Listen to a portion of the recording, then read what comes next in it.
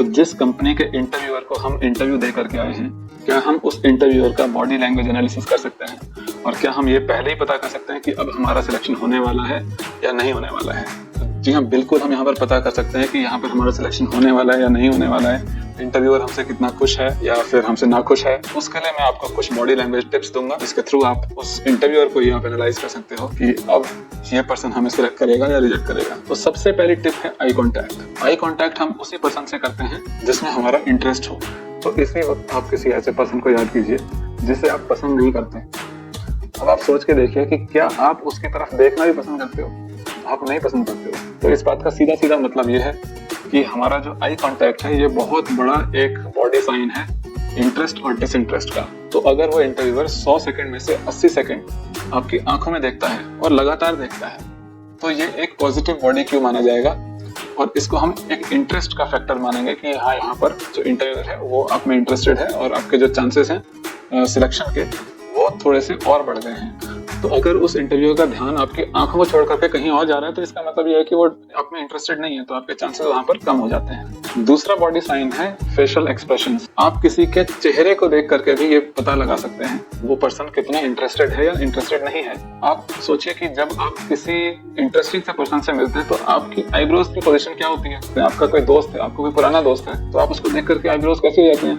ऐसी हो जाती है ना, अरे आप अच्छा कैसे आना हुआ। तो ये जो आईब्रोज हैं ये एकदम से ऊपर को चली जाती है। तो यानी कि अगर ये आईब्रोज ऊपर की तरफ को जा रही हैं, तो इसका मतलब बहुत साफ है कि वो पर्सन आप में इंटरेस्टेड है और आपके चांसेस सिलेक्शन के थोड़े से और बढ़ गए हैं। और उसके अगेंस्ट अगर ये आईब्रोज यूं हुई, आप आंसर कर रहे हैं किसी क्वेश्चन का और वो आपको कुछ इस तरह से देख रहा है, एक डाउट की दृष्टि से देख रहा है या फिर इस तरह से देख रहा है, एक तरह से जैसे डाउट होता है किसी में, आपने अपने बारे में कुछ बताया और उसको डाउट है कि आप सच भी बोल रहे हैं झूठ बोल रहे हैं। आपने बोला मैं बहुत हार्ड वर्किंग पर्सन हूँ और वो आपको कुछ इस तरह से देख रहे हैं क्योंकि शायद आपकी बॉडी लैंग्वेज में उनको हार्ड वर्किंग पर्सन नहीं नजर आ रहा। जो आईब्रोज हैं और उसके जो फेशियल एक्सप्रेशंस हैं वो बहुत बड़ी कहानी जो है बयान करते हैं। उसके अलावा एक और बॉडी साइन होता है, वो है स्माइल।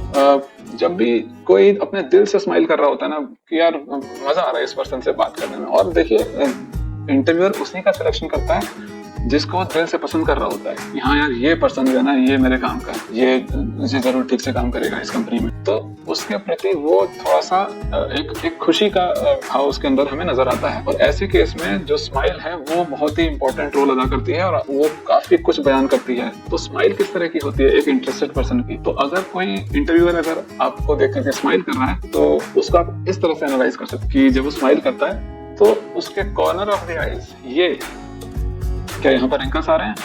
क्योंकि जब हम फेक स्माइल करते हैं ना तो हमारे कॉर्नर ऑफ द आईज में रिंकल्स नहीं पड़ते हैं। और जब भी हम किसी इंटरेस्टिंग से पर्सन से हम बात कर रहे होते हैं ना तो हमारे कॉर्नर ऑफ द आईज में रिंकल्स पड़ते हैं कुछ इस तरह से। या फिर जब भी हम हंसते हैं तो यहाँ पर हमारे रिंकल्स पड़ते हैं। और जब हम इंटरेस्टेड नहीं होते तो यहाँ पर रिंकल्स नहीं रहेंगे, सिर्फ हमारा जो लिप्स है वो ही स्माइल करेंगे, जबकि आंखें स्माइल नहीं करेंगे। तो ये फेक स्माइल कुछ इस तरह से होती है। तो यहाँ पर आप इसको इस तरह से भी इंटरप्रेट कर सकते हैं कि ये जो स्माइल है बहुत ही एक फॉर्मल सी स्माइल है, क्योंकि वहाँ पर एक फॉर्मल सेटिंग है और ज्यादा कैजुअली वो भी स्माइल नहीं कर सकते हैं, ज्यादा जोर से हंस नहीं सकते। लेकिन रिंकल्स अगर आ रहे हैं तो फिर वो एक पॉजिटिव साइन है। और तीसरा जो सबसे इम्पोर्टेंट पॉइंट है ना वो है जेस्चर्स का। वो अपने पूरी बॉडी से किस तरह के जेस्चर्स करके बात कर रहा है। अभी आप अगर मेरे को देखें तो मैं आपसे कुछ इस तरह से बात कर रहा हूँ, एक तरह से एक ओपन बॉडी लैंग्वेज है। यहाँ पर मैं बिल्कुल अपने पाम्स भी जो है लगभग इस तरह से कर रहा हूँ। अगर इंटरव्यूअर की बॉडी लैंग्वेज कुछ इस तरह की हो जाती है, चलो जी बताओ अपने बारे में, tell me something about yourself, तो ये एक क्लोज्ड बॉडी लैंग्वेज है। ये एक नेगेटिव माना जाएगा। यहाँ तक कि आप भी जो है इंटरव्यू में कभी भी इस तरह की बॉडी लैंग्वेज ना बनाए तो बहुत अच्छा होगा। इसको तो बिल्कुल बचें इस तरह की बॉडी लैंग्वेज से। जो इंटरव्यूअर होता है ना वो अगर इस तरह की बॉडी लैंग्वेज कर रहा है तो इसका मतलब ये है कि वो इंटरेस्टेड नहीं है आपके अंदर। आप कुछ भी बोलते रहे वो आपकी बात को he is not buying your point. इसके अलावा अगर वो यॉनिंग कर रहा है, कुछ आप बोल रहे हैं और वो कुछ इस तरह से यॉन कर रहा है, तो ये भी एक तरह की एक नेगेटिव बॉडी लैंग्वेज होगी। तो इस तरह की यॉनिंग को भी आप एक नेगेटिव साइन के तौर पे लेंगे। अगर इंटरव्यूअर इस तरह की बॉडी लैंग्वेज शो कर रहा है तो वहां पे आपके सक्सेस के चांसेस थोड़े से कम हो जाते हैं। और चौथा सबसे इंपॉर्टेंट पॉइंट जो है वो है इंटरव्यूअर का पोस्चर।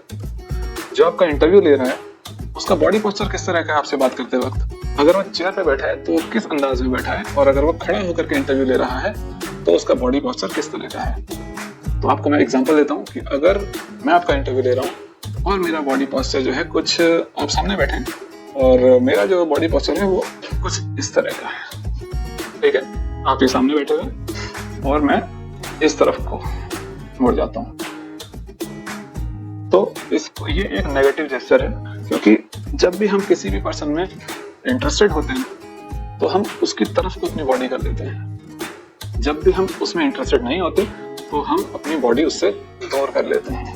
अगर वो आपसे इस तरह से बात कर रहा है, अपनी बॉडी जो है, आप यहाँ बैठे हैं लेकिन जो मेरी बॉडी है वो इस तरफ को है, तो ये एक बहुत ही नेगेटिव जेस्चर है और यहाँ पर इंटरव्यूअर आपसे जो है उतना सेटिस्फाइड नहीं है। तो पांचवा जो सबसे इंपॉर्टेंट पॉइंट है ना, वो ये है कि जो भी पिछले 4 पॉइंट्स बताए ना, उनमें से किसी भी एक पॉइंट को पकड़ करके आपको एनालिसिस नहीं करना है, क्योंकि बॉडी लैंग्वेज एनालिसिस जो है एक क्लस्टर में करी जाती है।